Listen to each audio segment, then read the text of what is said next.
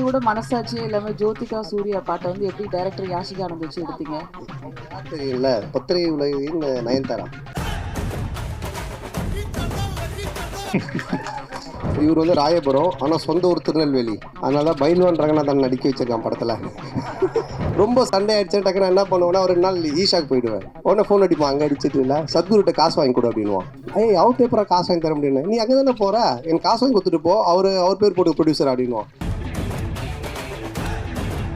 First day shooting போய் அந்த செலவு லிஸ்ட் எடுத்து பார்த்தேன். டேய், உண்மையான கப்பலில் ஷூட் பண்ணாலும் இவ்வளோ செலவாகுதுடா அப்படின்னு சொன்னேன். நீங்கள் நடித்த படம், சூரி நடித்த படம், யோகி பாபு நடித்த படம், உங்களுக்குள்ளாரே ஒரு போட்டி வந்துடுச்சு. ஏன் மற்ற இன்னொருத்தர் விட்டுட்டீங்களே, டாம் க்ரூஸ்,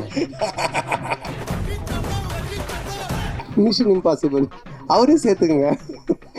ரிவ்யூவர் வந்துட்டு முதல் நாளே கிளியும் கிழிச்சு தொங்க விடுவாங்க. இதை எப்படி பார்க்குறீங்க? இல்லை, அதை பார்க்கறத விட உங்கள் 2 பேர் தான் நான் பார்க்குறேன். மாற்றி ஏதாவது ஒரு பிரச்சனை பண்ணுன்ட்டு இந்த அன்னிக்கேள்வி போய் இந்த அன்னிக்கேள்வி. Meenakshi Ammal dental college and hospital, Maduravoyal, Chennai. Ranked number 13 by NIRF. பாட்டி ஜுவல்லர்ஸ், சுப ஆரம்பங்களின் ஆரம்பம். இந்த படத்தில் எங்களை மாதிரி யூடியூப் ரிவ்யூவர்ஸை சாட்டையால் அடிக்கிறீங்களா, சப்போர்ட் பண்ணுறீங்களா? அது 2மே இருக்குது. அதாவது வந்துட்டு 2 பேருக்குமே ஈக்குவலாக தான் ஆனந்த் பண்ணியிருக்காங்க. ஆக்சுவலாக வந்துட்டு ஒரு ரிவ்யூவர்னால் எப்படி இருக்கணும் அப்படின்றதும் இந்த படத்தில் இருக்குது. அதே மாதிரி ஆஸ் ஏ ஒரு ப்ரொடியூசர் டிரெக்டர்னா அவங்க எப்படி இருக்கணும் அப்படின்றதும் இதில் இருக்குது. 2மே இருக்குது இதில். கண்டிப்பாக ஒரு பட்சமாக இந்த படம் இருக்கவே இருக்காது. டைரக்டர் சார், கொஞ்சம் கூட மனசாட்சியே இல்லாம ஜோதிகா சூர்யா பாட்டை வந்து எப்படி டைரக்டர் யாஷிகா ஆனந்த் வச்சு எடுத்தீங்க? அவங்க யார் தெரியும்ல, பத்திரை உலகின் நயன்தாரா. ஹலோ மேம், இது வந்து ஜிவிஎம் சார் ஆல்ரெடி இன்டர்வியூவில் சொல்லியிருக்காங்க. எங்களுக்கு எங்கள் படத்தோட ப்ரீ ரிலீஸ் ஃபங்க்ஷன் முன்னாடி அவர் வேறு ஒரு இன்டர்வியூவில் கூட சொல்லியிருக்காங்க. ஆக்சுவலாக அவர் ரொம்ப என்ஜாய் பண்ணி பண்ணார். இது வந்து ஸ்க்ரீன் பிளேக்குள்ளே ஒரு சீக்வன்ஸ். இது ஆக்சுவலாக இது வெறும் காமெடிக்காக மட்டும் எடுக்கல, இது ஸ்க்ரீன் பிளேவாகவே இது தேவைப்படுது. ஸோ நாங்களே கொஞ்சம் ஹெசிடேட் பண்ணி தான் சார்கிட்ட கேட்டோம். பட் அவர் ரொம்ப ஸ்போர்ட்டிவாக இது பண்ணி தான் அவன் நல்லா இருக்குது இது அப்படின்னு சொல்லி பண்ணார். நீங்கள் தேட்டரில் பாருங்கள், பார்த்தீங்கன்னா உங்களுக்கு எதுக்காக பண்ணுன்றது ரிவீல் ஆகும் கண்டிப்பாக. உங்கள் படங்களில் நிறைய கானா பாடல்களுக்கு முக்கியத்துவம் கொடுக்குறீங்க. அதுக்கு என்ன காரணம்? அதுக்கு இந்த ஹீரோக்களில் நீங்கள் ஹீரோவாக ஆகிட்டீங்க, அந்த மாதிரி இந்த இன்ட்ரோடக்ஷன் சாங்ஸு அந்த மாதிரிலாம் நீங்கள் இம்பார்ட்டன்ஸ் கொடுக்காம மெயினாக கானா பாடலுக்கு முக்கியத்துவம் கொடுக்குறதுக்கு என்ன காரணம்? இல்லை, தம்பி டைரக்டரும் அதுக்கு ஒரு முக்கிய காரணம். இவர் வந்து ராயபுரம், ஆனால் சொந்த ஊர் திருநெல்வேலி. அதனால தான் பைல்வான் ரங்கநாதன் நடிக்க வச்சிருக்கான் படத்தில், அவங்க ஊருக்காரங்க அப்படின்னு சொல்லிட்டு. ஸோ அது மாதிரி அவங்க ராயபுரம். ஸோ இதுக்கு முன்னாடி நான் பண்ண கானா படம் பார்த்தீங்கன்னா ஜான்சன், அவன் வந்துட்டு வியாசார்பாடி. ஸோ இவங்க எல்லாருமே இன்புட்ஸ் கொடுக்கறதா, என்னோட இன்புட்ஸ்னு கிடையாது. ஸோ அவங்க என்ன சொல்கிறாங்களோ அதை நம்ம கேட்டு பண்ணுறது தானே. அந்த பாரிஸ் அதுதான் அந்த அதிலோட ஃபுல்லாக கானா படம். ஆமாம், அந்த டைரக்டர் வந்துட்டு வியாசார்பாடி. ஸோ இவர் ராயபுரம். இன்னும் நான் வந்துட்டு இது மின்ட்டு தாண்டவே இல்லை. எப்போதுமே எல்லாருமே நிறைய வசூல் வரணும், திருப்பதியில போய் வந்து நம்ம வந்து சாமி கும்பிடணும் அப்படிம்பாங்க. இந்த படத்தில் நீங்கள் திருப்பதி கோவிந்தாவை கிண்டல் பண்ணியிருக்கீங்கன்னு சேலத்தில் வந்து நிறைய வக்கீல்கள் வந்து புகார் கொடுத்துருக்காங்க. அந்த கோவிந்தா பாட்டு வந்து உண்மையிலே கடவுளை கிண்டல் பண்ணியிருக்குதா? அவங்களுக்கு என்ன பதில்? அதானே, இல்லை அது வந்து கிண்டல் கிடையாது. அதாவது நிறைய பேர் நிறைய விஷயங்கள் சொல்லுவாங்க, ஓகேங்களா. இப்போ பார்க்குறவங்க எல்லாரும் அவங்களோட சஜஷன் சொல்லுவாங்க, இது சரியில்லை, அது மாற்றணும், இது பண்ணணுன்ட்டு. பட் அது எல்லாத்தையும் நம்ம எடுத்துக்க முடியாது, அப்படி வாழவும் முடியாது. கோர்ட் என்ன சொல்லுது, அப்புறம் சென்சார் சர்டிஃபிகேட், அவங்க சில ரூல்ஸ் அண்ட் ரெகுலேஷன்ஸ் வச்சுருக்காங்க. அவங்க சொல்கிறது மட்டும்தான் தமிழ் சினிமாவில் பண்ண முடியும். ஒரு கோர்ட்டு சொல்கிறதா நம்ம செய்ய முடியும். போகிறவங்க வரவங்க சொல்கிறதெல்லாம் நம்ம கேட்டு எதுவும் செய்ய முடியாது. ஆமாம், சென்சாரில் வந்து அவங்க பார்த்துட்டு என்ன கரெக்ஷனாக சொல்லியிருக்காங்க, அதையும் நாங்கள் பண்ணியிருக்கோம். ஸோ அதனால் கரெக்டான ஒரு விஷயம்னா அது ஒன்று சட்டம், கோர்ட், இல்லைன்னா சினிமாவுக்கு சென்சார். இதை தவிர ஒரு போகிறவங்க வரவங்கலாம் சொல்கிறாங்க, நம்ம என்ன பண்ண முடியும்? அது அவங்களுடைய கருத்து. சந்தான ஆமாம், அதில் நீங்கள் இப்போ பார்த்தீங்க அந்த பாட்டில் வந்துட்டு அந்த பாட்டு வரும், நடுவில் இவனோட கேரக்டரை பற்றி வரும். ஆனால் இதுக்கும் அந்த பாட்டுக்கும் சம்மந்தம் இருக்காது. இப்போ நம்ம பெருமாளை பற்றியோ இல்லை கோவிந்தாவை பற்றியோ நம்ம கிண்டலாக பண்ணி தான் சொல்லலாம். அது எனக்கு வந்து நான் வந்து திருப்பதிக்கு போய் இப்போ இந்த ரிலீஸ் பண்ணி கூட நாங்கள் போகிறோம். நாங்கள் வந்து வருஷம் எல்லா படத்துக்குமே நானும் ஆனந்தம் கீழே இருந்து மேலே நடந்தே போவோம். இப்போ இந்த தடவையும் போகிறோம். நான் பெருமாளுடைய பக்தர், எனக்கு பெருமாள் ரிலீஸ் பண்ணி நான் போய் வேண்டிப்பேன். அவருடைய பாட்டு ஃபஸ்ட்டு வரணுன்றது என்னுடைய ஒரு ஆசையாக இருந்துச்சு. அதை தான் நம்ம வச்சுருக்கோமே தவிர. 2வது உங்களுக்கு தெரியும், நான் வந்துட்டு கடவுள் நம்பிக்கை உடையவன். இன்றைக்கி டிஷர்ட் கருப்பு போட்டுக்கிறனால கேட்குறீங்களா? ஸோ அதனால் நான் வந்து கடவுளை கிண்டல் பண்ணியோ கடவுள் இது பண்ணலாம் இது பண்ணவே மாட்டேன். அது உங்கள் எல்லாருக்குமே தெரிஞ்ச விஷயம். அதனால் அது வந்து என்னுடைய மன திருப்திக்காக வச்சுது. அதுவும் சரியான முறையில் இருக்குது. நீங்கள் தமிழ் படைப்பாளி, பாட்டாளி, நல்ல தமிழ் பேர் வச்சிருக்கலாமே. இதுக்கான ஆக்சுவலாக வந்துட்டு இது தில்லுக்கு துட்டு 1லேருந்து ஆரம்பித்த சீக்வல்னு இது. தில்லுக்கு துட்டு 1, தில்லுக்கு துட்டு 2, அதுக்கப்புறம் டிடி ரிட்டர்ன்ஸ். ஸோ இப்படி எல்லாமே அதில் வந்ததுனால அதனுடைய சாயல் இருந்தால் ஈஸியாக ஆடியன்ஸ் கொஞ்சம் ரீச் ஆகும் அப்படின்றதுக்காக தானே தவிர, இல்லைன்னா நீங்கள் சொன்ன மாதிரி இப்போ நம்ம நல்ல ஒரு தமிழ் பேர் இதுக்கப்புறம் வைக்கலான்னு. ஒரு வாரமாக வந்து எல்லையில் வந்து பதற்றம் இருக்குது. எதிர்பாராத பல நிகழ்வுகள் நடந்திருக்கு. இந்த நிகழ்வுகளால் சில படங்கள் ரிலீஸ் ஆன படங்களை வந்து நிறுத்திட்டு தே புஷ் டேட்ஸ் ஆல்சோ. பலர் வந்து ரிலீஸ் பண்ணலான்றதை வந்து புஷ் பண்ணுறதுக்கான முயற்சி எடுத்திருக்காங்க.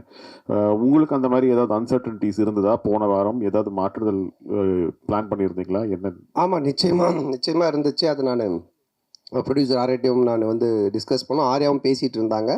ஆனால் அதுக்கப்புறம் அது நல்ல முறையில் கடவுள் அருளால் சுமூகமாக அது இப்போ முடிஞ்சு ட்ரம்ப் அந்த ஒரு ட்வீட் பண்ணதுக்கு அப்புறமா அவர் சொன்னதுக்கு அப்புறமா இப்போது சால்வ் ஆனதுனால சரி ஓகே அகைன் நம்ம வந்துட்டு ப்ரொசீட் பண்ணலாம் அப்படின்ற ஸ்டெப் தான் எடுத்திருக்கோம். மேபி பதட்டமாக இருக்குது, இன்னும் மோசமாக போயிட்டுருக்குன்னா நிச்சயமாக நாங்களும் அதை இது எல்லாத்தையுமே ஸ்டாப் பண்ணலான்னு அவர்கிட்டே சொன்னோம். நிக்கில் முருகன்கிட்டே நாங்கள் என்ன சொன்னோம்னா, இல்லை சார் நம்ம ப்ரெஸ் இதெல்லாம் ஸ்டாப் பண்ணிடலாமல் இன்னும். அப்புறம் மார்னிங் அந்த ஒரு நியூஸ் பார்த்துட்டு தான் அதுக்கப்புறம் சரி நம்ம ப்ரொசீட் பண்ணலான்னு பண்ணோம். அந்த மிலிட்ரி வீரர்களுக்கு நன்றி தெரிவிக்கிற விதமாக தான் 2 பேரும் மிலிட்ரி கெட்டப்பில் வந்திருக்கீங்களா?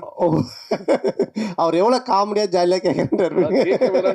இல்லை ஆக்சுவலாக வந்து அவர் அந்த படம் அந்த மாதிரி அது என்னன்னு தெரியல எனக்கு, அவர் வச்சுட்டு இருக்காரு. நான் இந்த படத்தோட கண்டினியூஷனுக்காக இந்த மாதிரி கட் பண்ணியிருக்கேன். சார் கேமியோ ரோல் யாரை பண்ணுறீங்களா?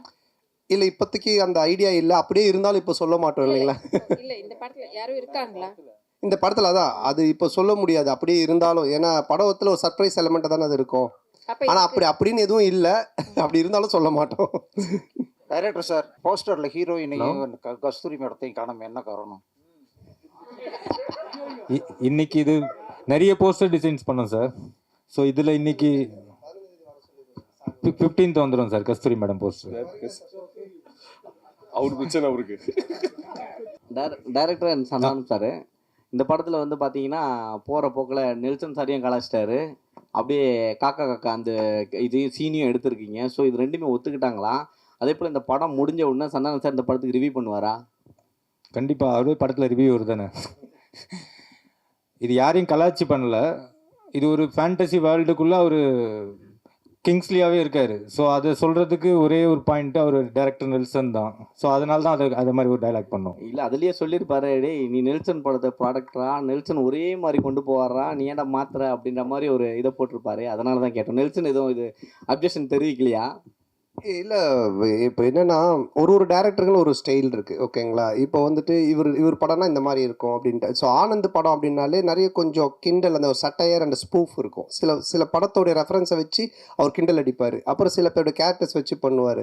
ஆனால் அது எல்லாமே ஒரு ஃப்ரெண்ட்ஷிப்பில் எல்லோரும் தெரிஞ்சவங்க அவங்கக்கிட்ட எந்த ஒரு பாதிப்பும் வராதுன்னு தெரிகிறது மட்டும்தான் பண்ணுவோம். இல்லைன்னா அது பண்ணுறது கிடையாது சார். இப்போ நாங்கள் ஜாலியாக பேசிப்போம். ஆனால் இவர்கிட்ட பேசினா அது செட் ஆகாதுன்னா அதை நாங்கள் அவங்கள தொட மாட்டோம் சார். இப்போ நீங்கள் பார்க்கிங் காசு கோவிந்தா, டிக்கெட் காசு கோவிந்தான்னு சொல்லிட்டு ஒரு விஷயம் சொல்கிறீங்க. லேட்டஸ்ட்டாக ஒரு 2 மாதத்துக்கு முன்னாடி பார்த்தீங்கன்னா தேட்டரை விட்டு வெளியே வரும்போது பார்க்கிங் காசு வேஸ்ட்டு, பாப்கார்ன் காசு வேஸ்ட்டுன்னு சொல்லியிருக்கீங்க. எந்த படத்தை மென்ஷன் பண்ணி சொல்லியிருக்கீங்களா? இல்லை எந்த படத்தையும் மென்ஷன் பண்ணல. ஆடியன்ஸு மக்கள் டெய்லி என்ன பேசுகிறாங்க, டே டு டே அவங்க என்ன கரண்ட் சுச்சுவேஷனில் இருக்காங்கன்றதை பார்த்துட்டு அதை எடுத்து நம்ம படத்தில் வைக்கிறோம். எப்பவுமே படம் அதுதானே, என்ன நடக்குதோ அதை நம்ம எடுத்து அது சினிமாவாக காட்டும்போது நல்ல ரீச் கிடைக்கும். ஆர்யா ப்ரொடியூசர் நல்ல சம்பளம் கரெக்டாக கொடுத்துட்டாரா? ஆர்யா கிட்ட கேட்குறீங்களா? சந்தானம் சார் சம்பளம் கேட்டது கொடுத்துட்டாரா? நான் கேட்டதை விட அதிகமாகவே கொடுத்துட்டாரு.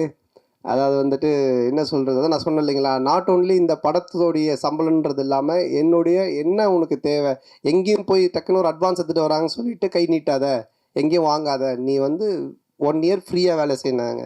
அதான் நான் சொன்னேன், வீட்டை விட இடிச்சாங்க, புது வீடே இப்போ கட்டியிருக்கேன். எல்லாம் காரணம் ஆர்யா பவன் தான். இந்த படத்தில் ஆனால் சந்தானம் இந்த படத்தில் பார்த்தீங்கன்னா கவுண்டமணி சார் தான் ஒரு படங்கள்லாம் பார்த்தீங்கன்னா பேர் வைப்பார். கொயகா கச்சா மூஞ்சி, அனில் மூஞ்சி, அந்த மாதிரிலாம். ஸோ நீங்கள் வந்து நிறைய பேருக்கு இப்போ இந்த படத்துலேயே பார்த்தீங்கன்னா கெளுத்தி, கெண்டை, குறவை மீன் அந்த மாதிரிலாம் வச்சுருக்கீங்க. ஸோ இது எப்படி உங்களுக்குன்னு மாட்டுதா ஜிலேபி மூஞ்சிலாம் வந்து? இல்லையே, நான் இதில் யாருக்கும் பேர் வைக்கலையே. பாட்டு எழுதும்போது அந்த கெளுத்தி என்ன அது அவருடைய பேரே கெளுத்தி தான். ஒரிஜினல் நேமே கெளுத்தி, ஒரிஜினல் பேரே கெளுத்தி தான். எனக்கு கெளுத்தி இல்லை, நாங்கள் வைக்கல, அவங்க ஒரிஜினல் பேரே அதுதான். சார் உங்களுக்கு சூர்யா ஜோதிகா பாட்டு எடுக்கும்போது கௌதம் மேனன் வந்து என்ன சொன்னாருன்னா அவர் படத்தையே ரீக்ரியேட் பண்ணியிருக்காரு. அதுவும் நீங்கள் தான் சொல்லணும். கிண்டல் பண்ணி நீங்கள் ரொம்ப எடுத்துருக்க மாதிரி எடுத்துருக்கு. அது யாஷிகா ஆனந்த் கூட ஸ்லோ மோஷனில் கூட விட்டு அவர் ஒத்துக்கிட்டாரா இப்படி? இல்லைண்ணா இப்போது அதான் நான் சொல்கிறேன், இப்போ நீங்கள் பார்க்குறது ஒரு ட்ரெய்லர் இந்த டீசர்லாம் என்னென்னா உங்களுக்கு படத்தை பார்க்கக்கூடிய ஒரு ஆர்வத்தை தூண்டுறதுக்காக நாங்கள் துண்டாக கட் பண்ணி வைப்போம். அவருடைய முன் கதை என்ன பின் கதை எதுவுமே தெரியாது. அப்போ அதை பார்க்கும்போது உங்களுக்கு ஒரு ஒரு ஒரு என்ன சொல்கிறது, இது என்னவா இருக்கும், இது என்ன அப்படின்னு ஒரு கொஸ்டின் கேட்கலாம். அந்த ஒரு வைரலுக்காக தான் அதை பண்ணுறோம். பட் படமாக நீங்கள் பார்த்துட்டானுங்க அது ரொம்ப கிளியர் பிக்சரில் கரெக்டாக வரும். 1000 தான் சொல்லுங்கள். அந்த பாட்டை பார்க்கும்போது சூர்யா ஜோதியா கோவம் வராதா? சூர்யா ரசிகர்களுக்கு கோவம் வராதா? நீங்கள் எவ்வளோ கிண்டல் பண்ணியிருக்கீங்க? இல்லை இது கிண்டலாகவே வராதுண்ணா. இப்போ என்னென்னா அவரு அந்த படத்தோடைய இயக்குனர், அவரு அதை பண்ணுறாரு, அது ஏன் பண்ணுறாரு, அதுக்கு ஒரு காரணம் இருக்குது. அந்த காரணத்தை சொல்லும்போது கண்டிப்பாக தப்பாக இருக்காது. நிறைய படத்தில் நிறைய ரெஃபரன்ஸ் வைக்கிறாங்க. அது கரெக்டாக அந்த கதையோட ஒத்து வந்தால் ஓகே. திடீர்னு துண்டா சும்மா வெறுப்பேற்றதாக வச்சோன்னா தப்பாக இருக்கும். அண்ணா உங்களுக்கு வந்து ஆர்யாவை ரொம்ப பிடிக்கும். இப்போ ப்ரொடியூசராக நல்லா பிடிச்சிருக்கா, நண்பராக பிடிச்சிருக்கா? ஆர்யாவையா? இல்லை ரெண்டுமே தான். ஏன்னா நண்பனாக இருந்ததுனால தான் அந்த ப்ரொடியூசராக மாதிரி 2 பேருமே வந்துட்டு என்ன சொல்கிறது, ப்ரொடியூசராக இருக்கும்போது சில நேரத்தில் சண்டை வரும், நண்பனாக இருக்கும்போது சண்டை வராது. அடிக்கடி கோச்சிப்பான். அது மாதிரி வந்துட்டு இது நான் சொன்ன இது மாதிரி பண்ணவே இல்லை, இது பாரு இப்படி ஆயிடுச்சுன்னு. ஃபஸ்ட் டே ஷூட்டிங்கே கால் பண்ணி நான் வந்து உனக்கு காமெடி சூப்பர் ஸ்டார் நான் சும்மா தான் பேர் வச்சேன், நீ நிஜமாலே பண்ணிகிட்டு இருக்க அப்படின்னா. ஏன் என்னென்ன வேட்டையன் ஷூட்டிங்கில் எவ்வளோ செலவு தெரியுமா அப்படின்னா, தெரியாத மச்சான் இவ்வளோ செலவு அப்படின்னா. நம்ம ஷூட்டிங்கில் எவ்வளோ செலவு தெரியுமா, எவ்வளோன்னா அதே செலவு, அதே 200 பேர், அதே இது. நான் உனக்கு காமெடி சூப்பர் ஸ்டார் பேர் வச்சா சூப்பர் ஸ்டாருக்கு இவ்வளோ நீ செலவு பண்ணுவியா அப்படின்னு சொல்லி கோச்சிக்கிட்டான். அப்புறம் நான் சொன்னேன், இல்லை மச்சா இது மாதிரி இதெல்லாம் தேவைப்படுது அப்படின்னு. ஸோ அதுக்கப்புறமா ரொம்ப சண்டை ஆகிடுச்சேன். டக்குன்னு நான் என்ன பண்ணுவேன்னா ஒரு 2 நாள் ஈஷாக்கு போயிடுவேன். உடனே ஃபோன் அடிப்பான், அங்கே அடிச்சிட்டு இல்லை சத்குருட்ட காசு வாங்கி கொடு அப்படின்வான். ஏய் அவர் பேப்பராக காசு வாங்கி தர முடியும், நீ அங்கே தானே போகிற, எனக்கு காசு வாங்கி கொடுத்துட்டு போ, அவர் பேர் போட்டு ப்ரொடியூசர் அப்படின்வான். சரி மச்சா வந்து. ஸோ ப்ரொடியூசர் அது மாதிரி இடி சண்டை வரும். நண்பனாக இருக்கும்போது எதுவுமே இருக்காது, ஃபுல்லாக ஜாலியாக. ஆமாம் கொஞ்சம் அடிக்கடி நடக்கும். சார் போன மேடையில் அவங்கள கடவுளாக பார்த்து காலில் விழுந்தாரு கூல் சுரேஷ். இந்த படத்தில் இருக்கிறாரா? காணும். இல்லை இந்த படத்தில் இல்லை. கடவுளை கொஞ்சம் அவருக்கு தரிசனத்தை கொஞ்சம் தள்ளி வச்சிருக்கோம். அவரும் வந்து படத்தை ரிவ்யூ கொடுப்பாரு சார். ஒரு பாட்டில் வந்து பார்த்தீங்கன்னா படம் போட்டு 1 மணி நேரம் கழிச்சு வர்றாங்க, ஓசி டிக்கெட்டில் வராங்கன்னு சொல்கிறீங்களா, அது யாரை சொல்கிறீங்க? இல்லை இப்போது நிறைய பேர் வந்துட்டு பார்த்தீங்கன்னா பப்ளிக்கில் வந்துட்டு இஷ்யூ பண்ணுறாங்க, ஏதோ ஒரு டிக்கெட்ஸ் கொடுக்குறாங்க, இல்லை ஃபேன் ஷோ போடுறாங்களா, ஏதோ ஒன்று பண்ணுறாங்கன்னு வச்சுக்கோங்க. அதில் கும்பலில் சில பேர் வராங்க, வந்துட்டு அவங்கெல்லாம் சில விஷயங்கள்லாம் பேசுகிறாங்க. அது வந்துட்டு நாளைக்கு பார்த்தீங்கன்னா வைரல் ஆகுது. அது நிறைய என்ன சொல்கிறது ரிவ்யூஸ் ஷோஸில் நீங்கள் பார்த்தீங்கன்னா இருக்கும். ஸோ இப்போ இதை வந்துட்டு வைரலாக நிறைய பேர் பேசுகிறாங்க, கமெண்ட்ஸில் சொல்கிறாங்க, இவன் ஓசி டிக்கெட்டில் வந்தவன்பா, இவன் பார் லேட் அண்ட் டாச், இதெல்லாம் வந்து கமெண்ட்ஸில் வர்றது. அது எல்லாத்தையும் எடுத்து தான் அந்த லிரிக்கெல்லாம் கெளுத்தி எழுதுனது. ஸோ எழுதும்போது நல்லா இருந்துச்சு, நாங்கள் கேட்டோம், இதெல்லாம் லைவில் இருக்குன்னா சரி ஓகே பண்ணிட்டோம். ஏன்னா நீங்கள் இந்த படத்தில் எப்படி ஓசி டிக்கெட் வாங்கி படம் பார்க்குறீங்களா, இல்லை தேட்டரில் போய் வாங்கி படம் பார்க்குறீங்களா? நான் கொஞ்சம் ஓசி டிக்கெட் தான், ஏன்னா ரிவ்யூ பண்ணுறோம் இல்லைங்களா. அப்போ ரிவ்யூ பண்ணும்போது எங்களுக்கு ஒரு ஷோ போடுவாங்க, அப்போ போவோம். அதனால தான் என்ன வச்சு அதுக்கு கலாச்சி பண்ணியிருக்காங்க. ஆனால் சந்தானே இந்த வருஷம் பார்த்தீங்கன்னா உங்களுக்கு அதிகமாக உங்கள் நட்பு சைடில் வந்து இழப்புகள் 2 இழப்புகள், சேஷன்னா இன்னொன்று ஆண்டனி. ஸோ இந்த படத்தில் சேஷ் இருந்தால் எப்படி இருந்திருக்கும்? ஏன்னா இப்போ இல்லை. ஸோ ஒருவேளை சேஷுக்கான ஏதாவது சீக்வன்ஸ் ஏதாவது வச்சுருந்தீங்களா? அது இல்லாமல் டிடின்ற இதுக்கு வழக்கம் போயிட்டுருக்கு. இல்லை இருக்குது. அதாவது வந்து எங்கள் டீம் எல்லாருக்குமே தான் நாங்கள் எழுதுவோம், அதில் இருந்துச்சு. ஆனால் பட்டு காலத்தின் இது அவர் இல்லை. பட் எல்லாருக்குமே எங்கள் டீமில் எல்லாருமே வச்சு தான் எழுதுவோம். அந்த நான் இப்போது கம்ஃபர்ட் ஜோனுன்னு ஒரு சில ஹீரோஸ் இருக்காங்க, அதே டேரக்டர் அதே டீமோட. இந்த ஹீரோஸ்க்கு வந்துட்டுனா உங்களோட டீம் பண்ணால் கரெக்டாக இருக்கும். இதை நீங்கள் எப்படி பார்க்குறீங்க? உங்களுக்கு இதே மாதிரியா ஃபஸ்ட்டு பார்ட் 1, இப்போ 2, இதுக்கு அப்புறம் 3 பண்ண போகிறேன்னு சொன்னீங்க. ஸோ இதை தாண்டி நீங்கள் சந்தானமாக ஒரு ஆக்டராக, இப்போவும் ஆக்டராக இதை தாண்டி ஒரு லெவலுக்கு வர வாய்ப்பு இருக்கா? இல்லை இப்போ என்னென்னா படம் பார்த்தீங்கன்னா ஃபஸ்ட்டு மாதிரிலாம் ஒரு படம் பண்ணோம் டக்குன்னு இன்னொரு கதை அப்படின்லாம் கிடையாது. ஏன்னா இன்றைக்கி ஓப்பன் மீடியாவாகி போச்சு. ஓடிடி பிளாட்ஃபார்ம் வந்தோடனே ஹாலிவுட் படத்துலேருந்து எல்லா படங்களுமே ஆடியன்ஸ் எல்லாத்தையுமே பார்க்குறாங்க. ஸோ ஒரு டைரக்டரோடு ட்ராவல் பண்ணி ஒன்று சிங்க் ஆகி ஒன்று வந்து செட் ஆகிறதுக்கு மினிமம் ஒரு 2-3 படம் ஆகுது. அதனால தான் டக்குன்னு மாற்றி போக முடியல. ஏன்னா என்னுடைய சிங்க் அவருக்கு தெரியணும், அவருடைய சிங்க் எனக்கு தெரியணும். அதுக்காக தான் அந்த மாதிரி ட்ராவல் பண்ணுறமே தவிர மற்றபடி. சங்கரம் சார், உங்களுடைய நட்பு வந்து சிம்புவோட வந்து எல்லாருக்கும் தெரிஞ்ச விஷயம். அண்ட் அவர் வந்து ஒரு ரிக்வெஸ்ட் வச்சுருக்காரு உங்ககிட்ட, நீங்கள் மறுபடியும் காமெடியனாகவும் படம் வந்து நடிக்கணும் அப்படின்ட்டு. அந்த ரிக்வெஸ்ட்டை எவ்வளோ தூரத்துக்கு நீங்கள் எடுத்துக்கிட்டு இருக்கீங்க? இனிமேல் சந்தானம் காமெடியானவும் அடிக்கடி படத்தில் பார்க்க முடியுமா? ஏன்னா உங்களுக்குன்னு ஒரு ஃபேன் பேஸ் இருக்குது, அந்த ஃபேன் பேஸ் நீங்கள் மறுபடியும் காமெடியன் ரோல்ஸும் பண்ணணும்னு எதிர்பார்க்குறாங்க. இல்லை அதுதான் இப்போ காமெடி ரோல்னால் நீங்கள் ஃபஸ்ட்டு பார்த்த சந்தானத்தை பார்க்க முடியாது, நிச்சயமாக அந்த மாதிரி ஒரு சந்தானம் இருக்காது. ஏன்னா அது இப்போவே ஆடியன்ஸு டிவியில் நிறைய ஷோஸில் நிறைய ஆதித்யா சேனல் சிரிப்பெல்லாம் பார்த்துட்டாங்க, நீங்களும் யூடியூப்பில் நிறைய பார்த்துருக்கீங்க. ஸோ புதுசாக ஒன்று பண்ணணும், அது எப்படி டிசைன் பண்ணி பண்ணணுன்றதை நானும் யோசிச்சுக்கிட்டு இருக்கேன். அண்டு எல்லா படத்துலையும் என்னால் பண்ணுவேனான்னு எனக்கு தெரியல, ஏன்னா எனக்கு ஆல்ரெடி கமிட் ஆகி ஹீரோவாக பண்ணக்கூடிய அட்வான்ஸ் கொடுத்து ஒரு 3-4 பேர் ஆல்ரெடி வெயிட்டிங்கில் இருக்காங்க. ஸோ அதுவும் நான் பண்ணணும். இப்போ அதுவே நான் ஒரு படத்தை திருப்பியும் அவங்களுக்கு ரிட்டர்ன் பண்ணிட்டு தான் எஸ்டிஆருக்காக அதை பண்ணுறேன். அவருக்கு அதை என்ன மாதிரி பண்ண முடியுன்றதை நான் இப்போ டிசைன் பண்ணிகிட்டு இருக்கோம். அதுக்கப்புறம் ஆர்யாவோட ஒரு கமிட்மெண்ட் இருக்குது, நான் வடக்குப்பட்டி ராமசாமிலே சொன்னேன் ஆர்யாவோட நான் பண்ணோம் அப்படின்ட்டு. ஸோ அந்த கமிட்மெண்ட்டும் போயிட்டுருக்கு. ஸோ அதுக்கும் பேசிகிட்டு இருந்தோம். பட் இவன் எப்போ பண்ணுவான்னு தெரியல, இவங்கிட்ட அப்படின்னா ஆர்யா கியூபுக்கே 1 வீக் ஆச்சு தான் அனுப்புனா அப்படின்னு சொன்னேன். ஸோ ஆனந்தம் ஒரு லைன் ஒன்று எழுதியிருக்கான் எங்கள் 2 பேரை வச்சு, அதில் ஒரு கேரக்டர் ஒன்று பண்ணலான் இருக்கோம். ஸோ பண்ணுவேன் கண்டிப்பாக, ஆனால் நிறைய பண்ணுவேனான்னு தெரியாது, பழசை பண்ண மாட்டேன் நிச்சயமாக. ஆனால் இந்த கொஸ்டினோட தொடர்ச்சி தான் இது. சிம்பு சார் சொன்னார் தமிழ் சினிமாவில் காமெடி நடிகர்கள் குறைஞ்சிட்டாங்க, காமெடியும் கம்மியாகிடுச்சுன்னு சொல்கிறாங்க. அது எப்படி நீங்கள் பார்க்குறீங்க? அவர் சொன்னதுக்கு என்ன வந்து பார்க்குறீங்க, நான் எப்படி இல்லை, சொல்கிறேன்? ஏன்னா அவர் உங்களை வச்சு தான் சொன்னார். நீங்களாம் வந்து ஆக்டர் ஆகி போயிட்டீங்க, ஹீரோ ஆகி போயிட்டீங்க, ஸோ வந்து தமிழ் சினிமாவில் காமெடி கம்மியாகிடுச்சுன்னு சொன்னார். இல்லை, என்கிட்ட அவர் பர்சனலாக சொல்ல பப்ளிக்காக எல்லார்கிட்டையும் சொன்னார். அப்போ நீங்கள் நடிக்க வாங்கன்னு கூப்பிட்டாரு, நான் அதுக்கு எஸ்ன்னு சொன்னேன். அதை நான் எப்படி சொல்ல முடியும்? ஆரியா சார், சார்பட்டா பயங்கர ஹிட்டு, பிளாக் பஸ்டர், செகண்டும் வரப்போகுதுன்றாங்க. அதில் நீங்கள் இருக்கீங்களா, இல்லை அடுத்த படத்துக்கு ப்ரொடியூசராக காலத்தில் இறங்க போகிறீங்களா சந்தானம் சார் வச்சு? இல்லை, இப்போ சார்பட்டை வந்து ஆகஸ்ட்லேருந்து ஷூட்டிங், இப்போ பார்ட் 2. இப்போ வந்து வேட்டுவம் ரஞ்சித் சார் அந்த படம் ஷூட்டிங் போயிட்டுருக்கு.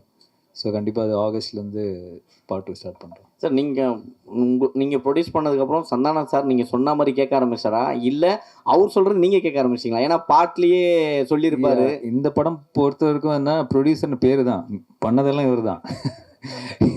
ஏன்னா அதை நான் சொன்னல, ஃபஸ்ட் டே ஷூட்டிங் போய் அந்த செலவு லிஸ்ட் எடுத்து பார்த்தேன். டேய், உண்மையான கப்பலில் ஷூட் பண்ணாலும் இவ்வளோ செலவாகுதுடா அப்படின்னு சொன்னேன்.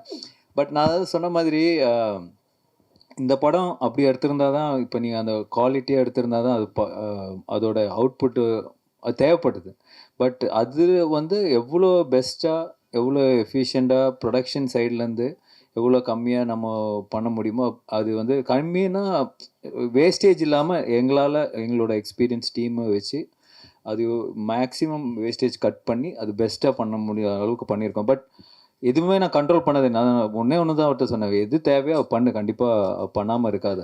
ஸோ அப்படி தான் இது பண்ணது. பட் ஃபுல்லாக பண்ணது அவர் தான். சந்தானம் சார், நீங்கள் காமெடி வெளிப்படத்தில் பண்ண மாட்டேன் அப்படின்னீங்க, சிம்புவோட நட்புக்காக இப்போ காமெடி போடுவீங்க. அதுமாரி பழைய ப்ரெஸ் மீட்டில் சொன்னீங்க நான் வந்து அரசியல் பக்கமே போக மாட்டேன் அப்படின்னு. இப்போ அவங்க நண்பர் உதயநிதி சார் வந்து பார்த்தாவா எனக்கு ஹெல்ப் பண்ணு அப்படின்னு அடுத்த மே மாதம் கூப்பிட்டாருன்னா சிம்பு மாதிரி அந்த கொள்கையை மாற்றி ஏதாவது பிரச்சாரத்துக்காவது போகிறதுக்கு ஐடியா இருக்கா? சரி, அரசியலை பொறுத்த வரைக்கும் சார், யார் கூப்பிட்டாலும் யார் இது பண்ணாலுமே ஒரு விஷயம் தான் நான் வந்து தெளிவாக சொல்கிறது என்னென்னா, நீங்கள் உழைச்சா உங்களுக்கு சாப்பாடு, நான் உழைச்சா எனக்கு சாப்பாடு, இதை தவிர வேறு எதுவுமே கிடையாது. பட் நட்பு ரீதியாக சில விஷயங்கள் இருக்குது, இதெல்லாம் பண்ண முடியும், இதெல்லாம் பண்ண முடியாது. இப்போ நான் சிம்பு சார் எஸ்டிஆரில் என்ன கூப்பிட்டாலும் இப்போ அவர் வந்து சந்தானத்துக்கு கம்ஃபர்டபுளாக என்ன காமெடி பண்ண முடியும், அவருக்கு என்ன செய்ய முடியும் கேரக்டரா அப்படின்ற அந்த ஃப்ரீடம் எனக்கு கொடுத்துருக்காரு. அதையே அதையே பண்ணணும் அப்படின்னு அவர் என்ன ஃபோர்ஸ் பண்ணல, இல்லை அந்த மாதிரி ஒன்று சொல்லலை. அது மாதிரி உதய் சார் கூப்பிட்டாலும் அதுக்குன்னு சில எனக்கு இந்த கம்ஃபர்டபுள் ஓகே, இதை நான் பண்ண முடியும், நான் வந்து சொல்ல முடியும், இதெல்லாம் எனக்கு ஓகேனா நான் நிச்சயமாக போய் பண்ணுவேன். அடுத்த வாரம் பார்த்தீங்கன்னா நீங்கள் நடித்த படம், சூரி நடித்த படம், யோகி பாபு நடித்த படம், உங்களுக்குள்ளாரே ஒரு போட்டி வந்துடுச்சு. அது எப்படி பார்க்க? ஏன் மற்ற இன்னொருத்தர் விட்டுட்டிங்களே, டாம் க்ரூஸ், மிஷன் இம்பாசிபிள், அவரையும் சேர்த்துக்குங்க. ஏன் ஹாலிவுட்ல விட்டுட்டீங்க? அப்புறம் ஃபைனல் டெஸ்டினேஷன், அந்த ஹீரோ பேர் என்ன, ஹீரோயின் பேர் என்ன, பேர் தெரியல, அவங்களே சேர்த்துங்க. 5 பேர். நான் தமிழ்நாட்டை விட்டு தான், அதனால் தெரியல. ஸோ அதனால் எல்லாரையும் சேர்த்துங்க, மொத்தமாக எல்லோரும் காம்படிஷன்னால எத்தனை படம் வந்தாலும் ஓடும் சார், நல்லா இருந்துச்சுன்னா. சார் ஆர்யா சார், நீங்கள் இதில் ப்ரொடியூசராக மட்டும் ரோல் பண்ணுறீங்களா, இல்லை ஏதாவது ஒரு சின்ன கேமியோ ரோல்? இல்லை சார், ஒன்லி ப்ரொடியூசர் ரோல் மட்டும்தான். ஆனால் சந்தானண்ணே, என்னதான் படம் கஷ்டப்பட்டு எடுத்தாலும் ரிவ்யூவர் வந்துட்டு முதல் நாளே கிளியும் கிழிச்சு தொங்க விடுவாங்க. இதை எப்படி பார்க்குறீங்க? ஏன்னா ரொம்ப கஷ்டப்பட்டு தான் எடுக்கிறோம் எல்லாருமே. ஸோ ஏதாவது மிஸ்டேக் வரும். இல்லை, அதை பார்க்கறத விட உங்கள் 2 பேர் தான் நான் பார்க்குறேன். மாற்றி ஏதாவது ஒரு பிரச்சனை பண்ணுன்ட்டு இந்த நிக்கலி போய் இந்த நிக்கலி 2 பேர் பண்ணுறத நான் நல்லா பார்த்துக்கிட்டு இருக்கேன். சரி அப்படிலாம் கிடையாது. நல்ல படம் வந்தால் நல்லது நல்லா இருக்குன்னு தான் சொல்கிறாங்க. ஓகேங்களா? ஸோ வந்துட்டு இப்போ இவர் ப்ளூ சட்டை மாறனே பார்த்தீங்கன்னா எல்லா படத்தையும் அவர் கழுவி ஊற்றுறது இல்லை. நல்ல படத்தை நல்லா இருக்குன்னு தான் சொல்கிறாரு அவர். இந்த மாதிரி எல்லாம் நிறைய ரிவ்யூஸ் வந்து நல்லா இருக்கிற படத்தை நல்லா இருக்குன்னு சொல்கிறாங்க. அதனால் இது நல்லா இருந்துச்சுன்னா நல்லா இருக்குன்னு சொல்ல போகிறாங்க. அவ்வளோதான். தப்பு இருந்துச்சுன்னா நாங்கள் பார்த்துட்டு இது தப்பாக இருந்தால் உண்மையிலேயே நாங்கள் திருத்திக்க பார்ப்போம். தப்பு இல்லைன்னா அவர் சரி அவர் ஏதோ சொல்கிறான்னு சொல்லிட்டு போவோம். அவ்வளோதான். தொடர்ந்து சந்தான சாருக்கே ஸ்கிரிப்ட் பண்ணிட்டு வந்துருக்கீங்க செகண்டு. அடுத்ததும் சந்தான சாருக்கே தான் லைன் சொல்லியிருக்கீங்கன்னு சொல்கிறாங்க. அடுத்து வெளியே வரதுக்கான வாய்ப்பு இருக்குமா? வேறு ஹீரோக்களுக்கு பண்ணுறதுக்கான வாய்ப்புகள்? இல்லை, கண்டிப்பாக பண்ணணும். அப்படி தான். அதுதான் ஃபஸ்ட்டு ஆர்யா சார் வச்சு ஒரு ரிஹர்சல் பார்க்கலான்னு. இல்லை, ஆர்யா சாருக்கு சொன்னாங்க முன்னாடியே லைன் தான் சொல்லு, ரெடி பண்ணி சொல்லு அப்படின்னாங்க. ஸோ கண்டிப்பாக இது முடிஞ்சோன்னே அடுத்து சாருக்கு தான். சந்தானம் சார், இந்த படத்தில் கஸ்தூரிக்கு வந்து நீங்கள் பையனாக நடிக்கீங்க, அவங்க அம்மாவா நடிக்காங்கன்னு ஒரே பேச்சாக இருக்குது. அது எப்படி யோசிச்சு பார்த்தீங்க? கஸ்தூரி அம்மாவா? செட்டில் நீங்கள் அம்மா அம்மா அப்படின்னு கூப்பிடும்போது அவங்க ஃபீலிங் எப்படி இருந்தது? கஸ்தூரி மேடம் சார் கேட்க சொன்னாரா? நான் கேட்டால் வந்து ஏதாவது சொல்கிறாங்க, நீ கேளு. இல்லை, அதான் நீங்கள் இது படம் பார்த்தீங்கன்னா தெரியும். ஏன்னா வந்துட்டு அவங்களுடைய என்ன சொல்கிறது, அவங்கள வந்து அம்மாவாக கூப்பிட்டு அவங்கள வந்து பண்ண வைக்கணுன்றது எங்களுடைய வந்துட்டு மோட்டிவேஷனே கிடையாது. ஏன்னா இப்போ எனக்கு ஒரு அம்மானா அவங்களுக்கு ஒரு ஏஜ் குரூப் இருக்குது, அதை கூப்பிட்டு தான் பண்ணுவோம். பட் இது ஒரு ரீசன் இருக்குது கதையில் அப்படின்றது தான் நாங்கள் எக்ஸ்பிளைன் பண்ணோம். அதை கேட்டுட்டு அவங்களுக்கு ரொம்ப பிடிச்சி போச்சு. ஸோ அதனால தான் அவங்க அதை பண்ணாங்க. நீங்கள் படம் பார்க்கும்போது நீங்கள் கண்டிப்பாக கஸ்தூரி மேடமோட ஃபேனாக தான் இருப்பீங்க. அதனால் வந்துட்டு நிச்சயமாக அவங்களுக்காக 2 தடவை பார்ப்பீங்க. டேரக்டர் சார், அது மாதிரி அன்றைக்கி சந்தானம் சார் அந்த ஆடியோ ரிலீஸில் பேசுகிறப்போ அவருக்கு புக் காமெடி இருக்குது, மொட்டராஜனுக்கு எலி காமெடி இருக்குது அப்படின்னு. சந்தானம் சாருக்கு என்னெல்லாம் காமெடி இருக்குது படத்தில்? சந்தானம் சார் தான் இந்த காமெடியோட ஃப்ளோவே டேக் ஓவர் பண்ணுறவர். டோட்டலாக உங்களுக்கு ஓப்பனிங் படம் ஆரம்பித்ததுலேருந்து இந்த படத்தில் தான் சொன்னேன், ஓஜி சாண்டா ரிட்டர்ன்ஸ்ன்ற மாதிரி. ஏன்னா ஓவரால் இந்த படத்தையே கேரி ஓவர் பண்ணுறது சந்தானம் சார் தான். அவரோட ஸ்க்ரீன் ப்ரெசன்ஸ்லேருந்து அவரோட லுக்கு, அவரோட பாடி லாங்குவேஜ் ரொம்ப ஃப்ரெஷ்ஷாக இருக்கும். உங்களுக்கு பார்க்கும் போது ஆடியன்ஸ்க்கும் சரி, எனக்கு அதான் எப்பயுமே சொல்லுவேன், எனக்கு ரொம்ப பிடிச்சது பார்த்தா காட்டுப்பூச்சி அந்த மாதிரி கேரக்டர்ஸ் பண்ணணுன்னு. ஸோ அதை பிரேக் பண்ணுவான் இந்த கிசா 47. கண்டிப்பாக என்ஜாய் பண்ணுவீங்க சார். சந்தானம் சார், இந்த டிடி பிரச்சனை உங்களை விட்டு போகவே மாட்டுது. இந்த டிடி பிரச்சனைக்கு ஏதாவது தீர்வு இருக்கா? ஏன்னா உங்களுக்குள்ளேயே தான் நடந்துட்டுருக்குன்னு ஒரு வார் போயிட்டுருக்கு அப்படின்றாங்க. இல்லை, அது வந்துட்டு என்ன சொல்கிறது, ஒரு படம் ரிலீஸ் ஆகும்போது இப்போ பல பிரச்சனைகள் வரும். இப்போ அண்ணன் கேட்டாங்க தெரியல, சாங்கை பற்றி, டிடியை பற்றி வரும், அதை பற்றி வரும், போஸ்டரை பற்றி வரும். இது வந்து யூஸ்வலாக சினிமா நம்ம பண்ணும்போது எல்லாமே வரும். பட் ஒன்று தான், எதுவுமே சட்ட ரீதியாக கோர்ட் மூலமாக ஒரு விஷயம் ஆனால் மட்டும்தான் அது பிரச்சனை. இல்லைனா மற்றெல்லாம் சும்மா வாய் பேச்சு. இப்போ நீங்கள் கூட 10 வார்த்தை கேட்கலாம். ஏன்னா நீங்களும் பிளாக் டிஷர்ட், நானும் பிளாக் டிஷர்ட், எது என்ன மாதிரி போட்டுவீங்க கூட கேட்கலாம். பார்த்தீங்களா, கைட்டிட்டு வெறும் உடம்போட எப்போ முடியும் நீங்கள் வீட்டுக்கு? ஸோ அந்த மாதிரி தான் அது. சட்ட ரீதியாக என்னவோ அதுக்கு பதில் தான் ஆன்சர் சொல்ல முடியும். Meenakshi Ammal dental college and hospital, Maduravoyal, Chennai. ranked number 13 by NIRF. Jewellers, சுப ஆரம்பங்களின் ஆரம்பம்.